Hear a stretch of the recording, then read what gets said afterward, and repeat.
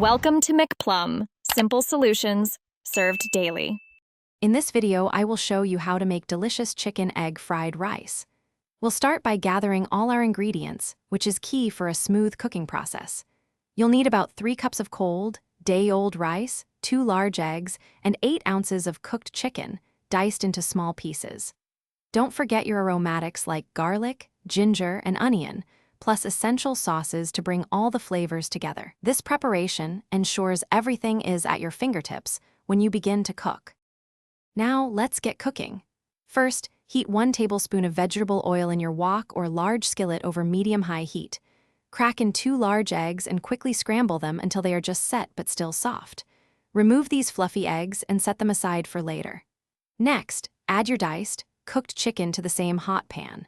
Stir-fry it for about 2 to 3 minutes, allowing it to get a nice, light brown color and develop more flavor. With the chicken set aside, it's time for the heart of our fried rice.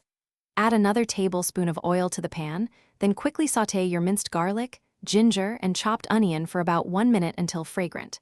Now, add your 3 cups of cold, day-old rice. It's crucial to use cold rice for the best texture. Break up any clumps with your spatula and stir-fry everything together for 3 to 5 minutes, ensuring every grain is coated and heated through. For the grand finale, let's bring all our delicious components together. Return the scrambled eggs and cooked chicken to the pan with the hot rice. Now, it's time for the flavor enhancers. Drizzle in 2 tablespoons of soy sauce and 1 teaspoon of fragrant sesame oil.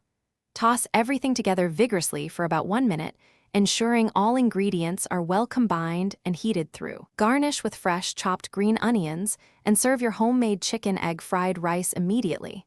Enjoy! Thanks for watching. Stay juicy and subscribe.